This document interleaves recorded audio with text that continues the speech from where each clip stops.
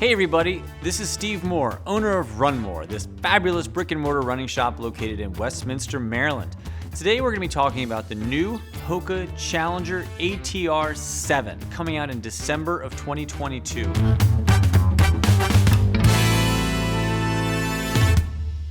This actually was for a while when we first were, especially in my older store when I didn't have tons of room.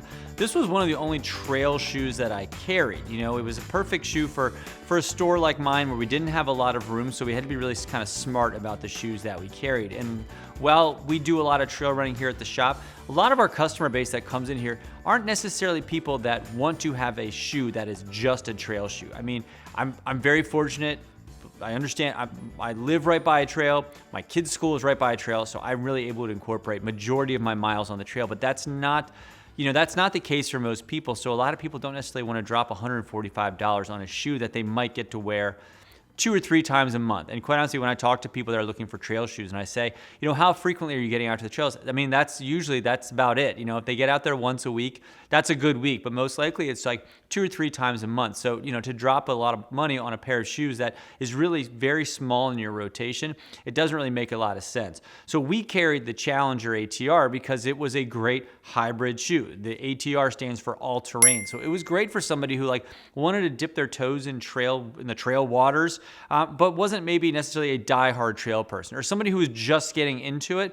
This shoe is very approachable for that. You know, it's a shoe that you can kind of do a little bit of everything in. You know, even their moniker on this shoe is road tested, trail approved. And that's sort of what we use this shoe for, is somebody who's looking for something that they can wear on the road if they need to, but they can also take it out to the trail and run on it. It doesn't have some of like the really aggressive bells and whistles that you'll find on some of the other trail shoes, not only from HOKA, but from our other manufacturers that we work with.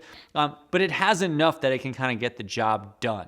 And the Challenger over the years is a shoe that I've worn a lot because the trails that I run on here, they can get really nasty and really gnarly at times, but there's a lot of times throughout the year where it's not that bad. You know, there's not a lot of mud spots, you know, it's just like your normal rocky trail, nothing too crazy. So I can get away with this shoe for a lot of the year.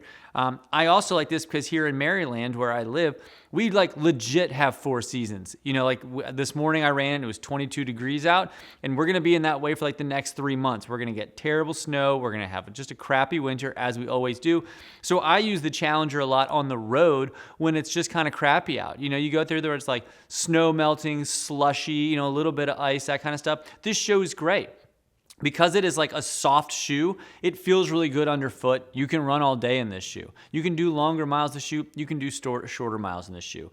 You know, they used to say this shoe was like a Clifton wrapped in a trail exterior. And that's still a pretty fair way to say this shoe. It's got all the things that you'd want in a daily road trainer like a Clifton, but it's got a little bit more trail body to it. So let's just kind of get into what makes this more of a trail shoe than a road shoe.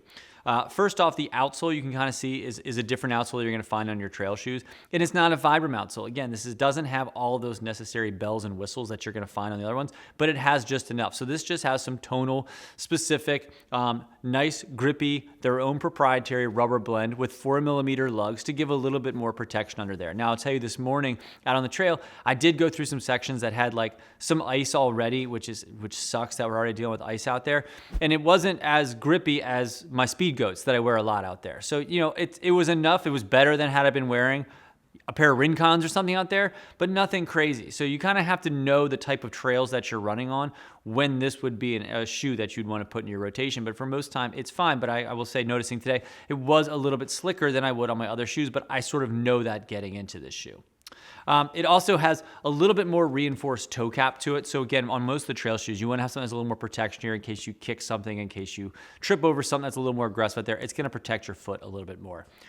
One of the big changes that we found on this shoe from the previous version, and especially because I'd run through 2 pairs of the version 6 of this, is a new upper. And it might not seem or look all that exciting, but the material on the upper is a big improvement. The Challenger 6 was one of those shoes that I felt like I had to play with the lacing a lot. Like I felt like I had to mess around with it. You know, you might have that shoe in your rotation where you get out the door and you have to relace it, or maybe you have to change and do the marathon loop. And I felt that a lot in the 6.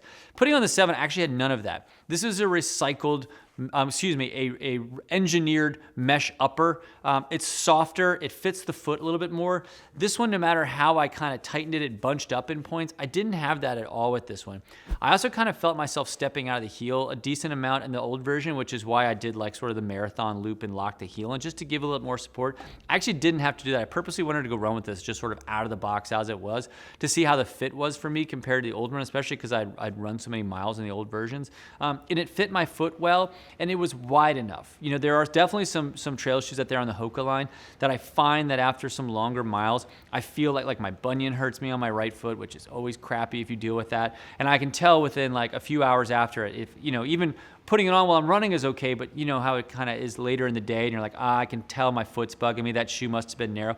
Haven't had that with this at all. Felt really great. It fit my foot well. It was a nice, fun shoe for what it was. And the price point on it for $145 is a perfect shoe that you can do some road miles, some trail miles on. And you know, they call it the ATR because honestly, if you wanted just a shoe that you could do straight road on, you could get away with this shoe. If you wanted a shoe you can do just straight trail on, you can get away with a shoe. You know, I've talked about shoes that I say are like that great vacation shoe, and this shoe is one of those shoes. The last version went across to Europe with me. You know, I could wear it to the airport. I can wear it to do a little bit of hiking. I could wear it to go for a little bit of run. It's great in bad weather. It's just a nice all-around shoe that you can do a little bit of everything in. And one of the nice benefits on this compared to the last one is it got a big old haircut in weight. It's shed almost an ounce on both the men's and women's shoe.